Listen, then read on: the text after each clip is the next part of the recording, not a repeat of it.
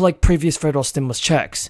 And according to Yahoo News, money has been paid out to those within that category who earned less than $26,000 in 2020. The program is being expanded in 2022. I was just about to walk away here. Carlos. Yes. With that, it is my distinct honor to introduce Senator Schumer, who was a champion in making sure that we preserve the child tax credit in the Senate. It is not an easy fight, and we so deeply appreciate you being able to take this. Also, Indiana residents may qualify for extra cash in 2022, and Marco reported that the Indiana state government posted a higher surplus last year, and the government wants to provide a tax refund worth about $125. And the good news for Florida school teachers this year, according to Yahoo News, they may receive a stimulus payment this year of up to $1,000. According to Ron DeSantis, approximately 177,000 teachers are set to receive this payment. So folks, do you support the fourth stimulus check from President Biden? Tell me in the comments below. Looked like they really could and did play ball, and the other one looks like he could bomb you. And it's a tough group, but a good group. Look, I want to thank you and your staffs for welcoming us to town. It's a one-stop shop connection for people in this county to the services and benefits they need, and that's important. Lawmakers have approved the new stimulus plan. $500 stimulus checks will begin going out to people who qualify for this. The state's Executive Office of Administration and Finance just announced that it will begin sending the payments as part of a $4 billion stimulus relief plan. The effort is going to help 500,000 workers who fell below the state's poverty line. According to the Biden administration, residents will be eligible for the payments if their income in 2020 was at least $12,750, and if their total income put them 300% below the poverty line.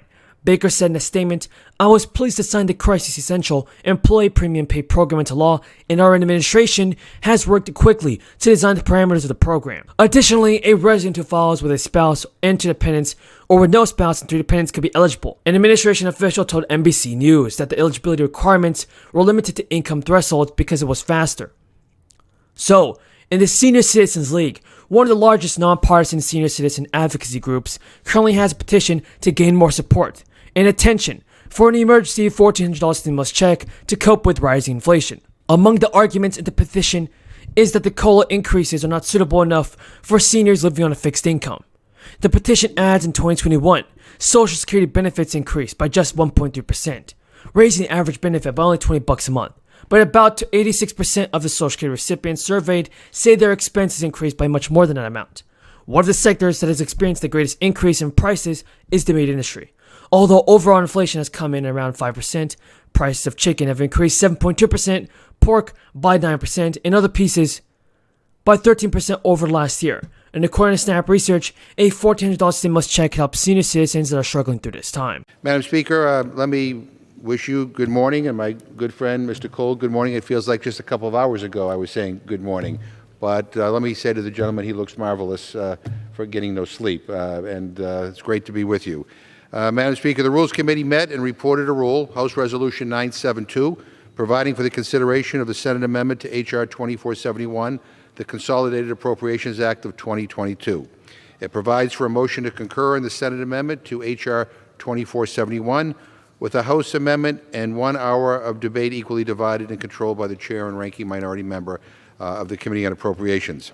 It divides the question on adoption of the motion into 2 votes in the order specified by the Chair, and provides that if any portion of the divided question fails, the House shall be considered to have made no disposition of the Senate amendment. The rule also provides for consideration of H.J. Res. 75, the extension of Continuing Appropriations Act of 2022 under a closed rule. It provides 1 hour of debate equally divided and controlled by the Chair and Ranking Minority Member of the Committee on Appropriations, and provides for 1 motion to recommit. Finally, the rule provides for consideration of H.R. 6968, the Suspending Energy Imports from Russia Act, under a closed rule. It provides 1 hour of debate equally divided and controlled by the Chair and Ranking Minority Member of the Committee on Ways and Means, and provides 1 motion to recommit. Madam Speaker, the bills contained in this rule are about investing in our communities and families here at home and living up to our values abroad.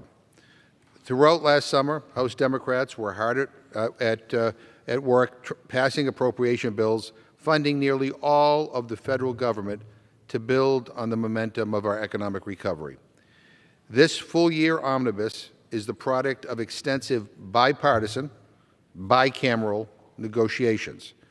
Both sides have come together to produce an agreement to fund the government that I think has resulted in a very, very good bill.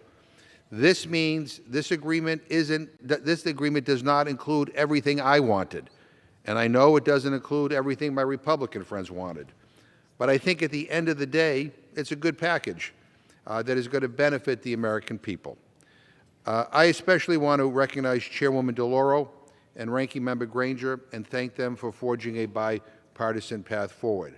I also want to take this opportunity to thank the incredible staff of the Appropriations Committee, as well as the incredible staff of the Rules Committee, Democrats and Republicans, who have worked tirelessly to bring this legislation to the floor today. I think most of my colleagues here do not appreciate how hard the staff works, and I think the American people ought to be proud of those who serve up here in both parties for their public service. The work of Chairwoman DeLauro and Ranking Member Granger could not have come at a more critical time.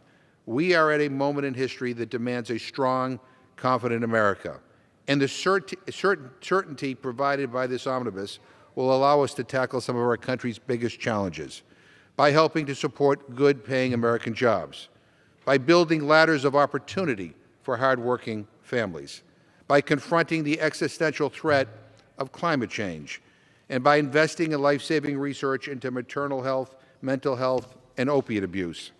I am proud that we negotiated a government funding package that centers the needs of middle-class and working families, not the rich and not on powerful special interests. I'm particularly proud that one of the provisions included in this package is funding for a White House conference on food, nutrition, hunger, and health. It is something that we have worked together on in a bipartisan way in the Rules Committee and with Democrats and Republicans in the Senate. We live in the United States of America, the richest country on the history of this planet.